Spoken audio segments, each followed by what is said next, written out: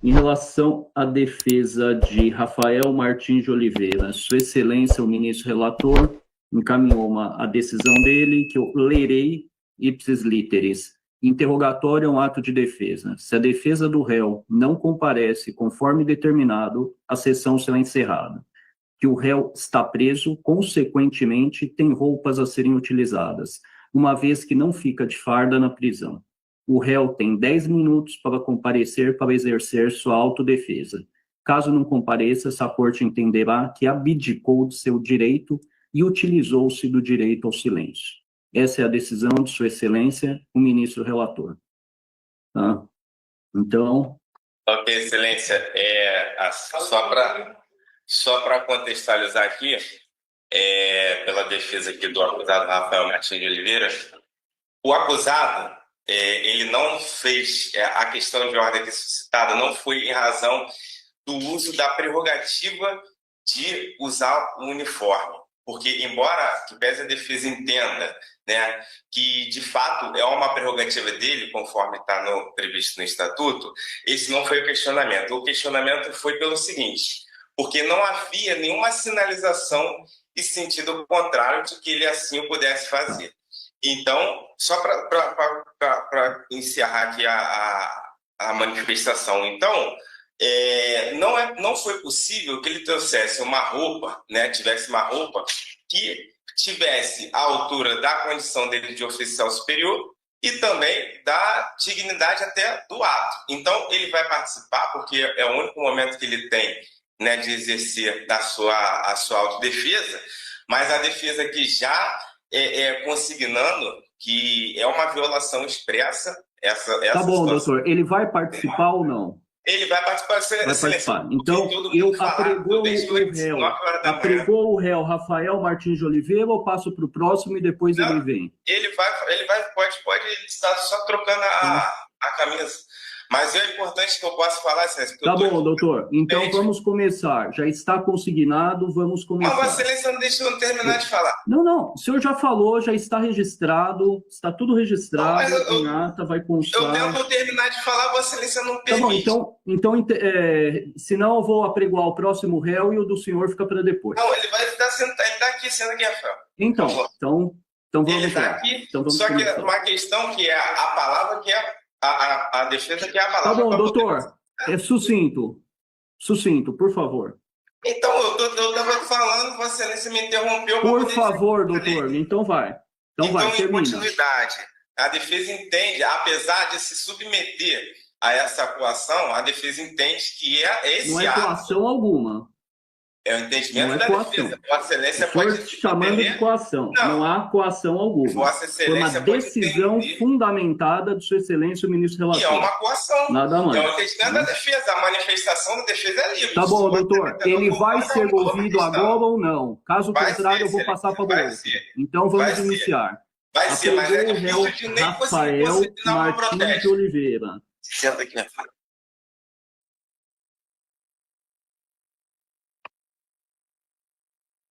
Senhor Rafael, boa noite. Como o senhor já deve ter ouvido do restante dos réus que foram ouvidos, o interrogatório é um ato composto de duas partes. Na primeira parte, faço perguntas sobre a qualificação do senhor e na segunda parte, faço perguntas relacionadas ao mérito da ação penal. Por mérito, eu quero dizer, a acusação que é formulada contra o senhor. Em relação a essa segunda parte, o senhor tem o direito constitucional de permanecer em silêncio, caso assim o senhor deseje. O exercício desse direito não pode ser interpretado em desfavor do senhor. Tá? Então, a primeira parte, qualificação, nome completo, data de nascimento e naturalidade, por favor. Rafael Martins de Oliveira, nascido em 6 de março de 1980, no Rio de Janeiro. Profissão e escolaridade? Militar, pós-graduado. Posse e patente? Tenente coronel. O senhor tem filhos? Qual a idade dos filhos? Tenho um filho de 10 anos. O senhor tem alguma doença? Faz uso de algum medicamento? Não. Já foi processado anteriormente? Não. Tem conhecimento da acusação que a Procuradoria-Geral da República formula contra o senhor? Tenho, sim. O senhor pretende responder as perguntas relacionadas ao mérito da ação penal? Excelência, pela ordem, pela defesa também de Rafael Martins de Oliveira, ele fará uso do silêncio parcial, de modo que só responderá às perguntas da defesa. Sim, sem problemas. Excelência, Então, só um detalhe. Queria deixar registrado aqui, iniciando, dando boa noite para todos. Inicialmente eu pensei em responder somente meu nome, identidade, posto, por me considerar um prisioneiro de guerra. Só que como não estamos sob a Convenção de Genebra, nem o direito internacional humanitário, a gente não escolheu o silêncio parcial. Só para deixar consignado. Muito obrigado. Sem problema, o senhor tem todo o direito, a Constituição garante ao senhor o direito ao silêncio. Tá? Perfeito. Só vou... não estou fazendo os questionamentos ao senhor. Só gostaria de deixar, de uma maneira assim, geral, as perguntas que eu faria perguntas sobre a reunião do dia 12 de novembro de 2022, caso o senhor esteve ou não na residência. Excelência, eu gostaria que não fosse consignadas as perguntas, porque quando você... Doutor, eu não estou fazendo perguntas para serem consignadas, eu estou dando uma linha geral, assim como constou na ação penal 2668, em que o ministro relator presidiu. Por isonomia, estou utilizando o mesmo fundamento, apenas em linhas gerais. Eu não estou arguindo o acusado, apenas linhas gerais. As perguntas seriam sobre a reunião do dia 12 de novembro, sobre a Operação Copa 2022,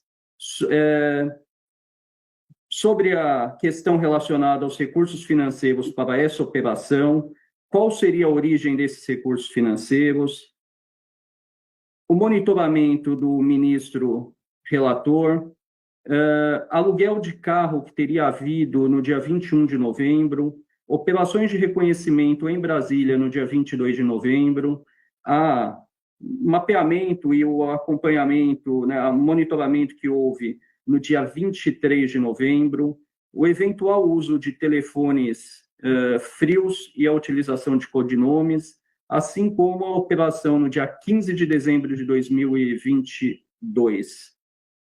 Basicamente, seria isso, só para deixar consignado. Entendi. Apenas pela liturgia do ato, passo a palavra à Procuradoria-Geral da República.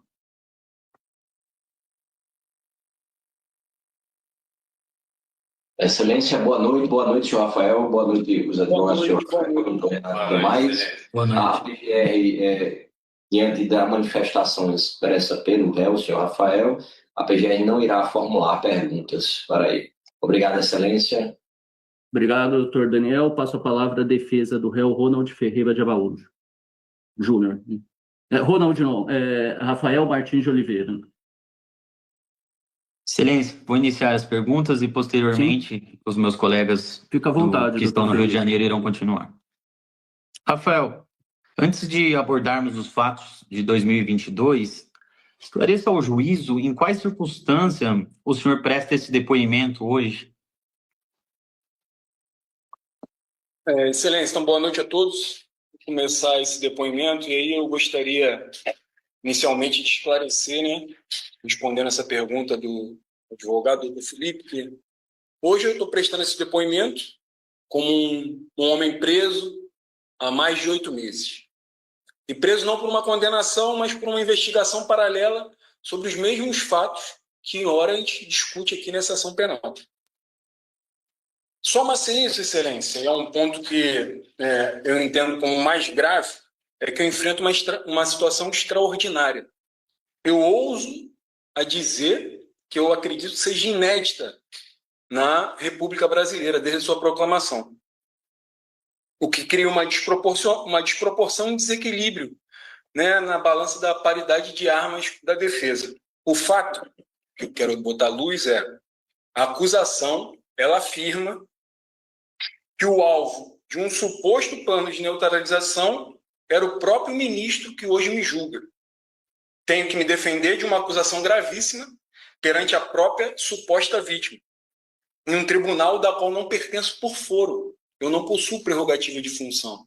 Um tenente-coronel do Exército Brasileiro, que hoje não pode nem utilizar a farda, não tem nenhum foro de prerrogativa de função. Nesse caso, Excelência, eu entendo que a balança da justiça ela perde o equilíbrio quando o juiz e a vítima ocupam o mesmo prato. E eu não estou questionando a capacidade técnica ou decoro, longe disso. Estou apontando uma condição humana inescapável.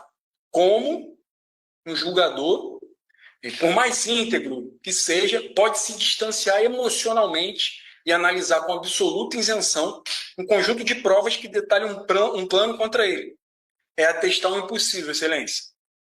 Inconscientemente, a interpretação de uma mensagem ambígua, de um dado de Herb, que já foi exaustivamente apresentada por diversos réus nessa acusação, ou ainda uma ameaça, alguma coisa assim que, como foi apresentada anteriormente, que gera uma dúvida, imagine a pessoa que foi supostamente a vítima fazendo uma análise dessa.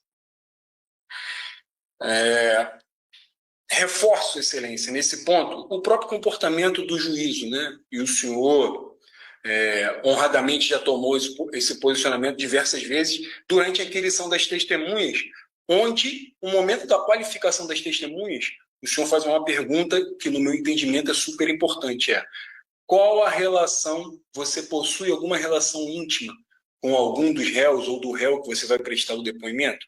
Caso essa resposta seja afirmativa, que existe uma ligação íntima, o juízo automaticamente declara essa vítima, essa testemunha, ou para abono, ou somente um informante.